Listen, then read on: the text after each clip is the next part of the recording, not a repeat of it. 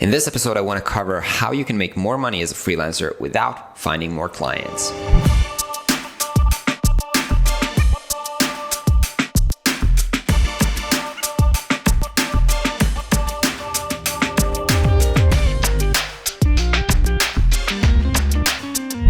Hey everybody, what's up and welcome to another segment of Business Time where I share some of the learnings after freelancing for about 15 years. And this is basically a very common business practice or concept. You can call it by many names. You can call it upselling, like the McDonald's, would you like fries with that? Or increasing average order value. It might have a lot of acronyms for this, but this is basically the concept. The concept is that if you want to increase your revenue, you don't have to by necessarily find more clients. You can just increase the amount of money that each client gives you. And there are multiple ways to do that. I want to cover a few of them on this episode right now. So basically, here's the core concept and how I usually use this.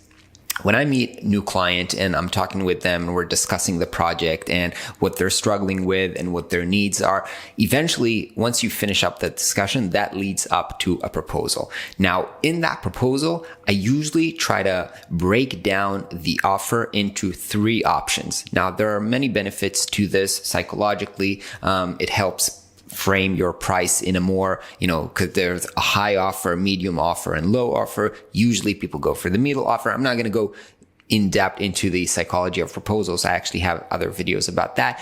But what I want to say is that usually in the high end offer, what I do is I take everything that they've asked me to do, and then I'm starting to add services that they didn't actually ask me to do, but I actually think that could be very, very beneficial for them. So basically, let's just say that they came for a branding project, all right? So obviously, I will sell them all the branding, the process, the strategy, all the specific elements that they've asked for, but they might not have necessarily asked for maybe a website. So I can say, here's what a branding would cost if you want to update your website together with that. And obviously that's just an example. That would cost you an extra of And here's why I think this would be a good idea for you. So you don't really push this on them. You say, this is an option, right? You didn't think about this, but this can actually be something that's very useful for you. And here's how much it would cost. So you just present the option to them. A lot of times they would actually take this offer because they were like, well, I'm here. I might as well, I'm already making this investment. I'm really into this. So here's the first idea is always give a few options in your proposal. And in the top one of them, offer things, even if they did not ask for them, just offer them. You can do the service. It'll be helpful for them. So just offer it to them.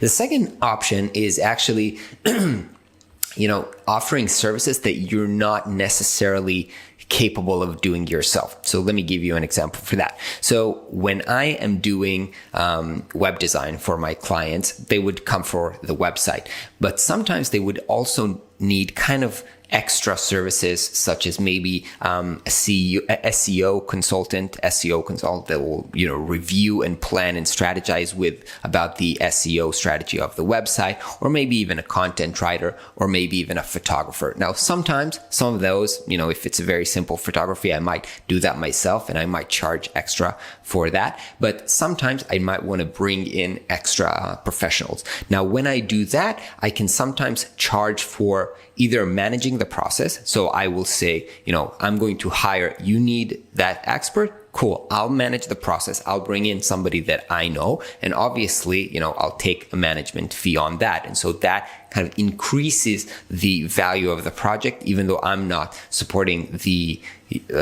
service myself. Sometimes there'll also be just kind of like a finder's fee. So if there's an SEO consultant that I refer clients to all the time, I might close a deal with them like, give me 5% of the project every time I refer clients to you. And that's just, I can tell my clients, let me just recommend somebody else. You can work directly with them and I'll get a cut from that deal. So that's option number 2, to kind of increase the value or, the revenue that you get from a specific client, even if you don't do the work yourself.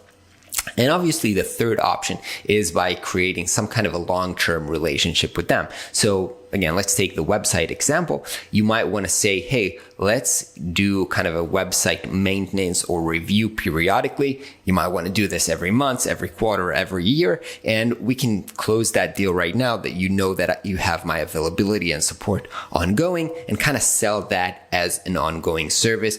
And that increase the amount or revenue of the project and the client, higher than what the specific project was planned for. Now, the concept that you should understand, which is very popular in startups, but I don't think that a lot of freelancers think about, is the concept of customer lifetime value, right? In the acronym of the startups, it's LTV, lifetime value. And you need to understand what is the value, the lifetime value of a customer, because you have to understand that, let's say a client came to you and the first project is $10,000.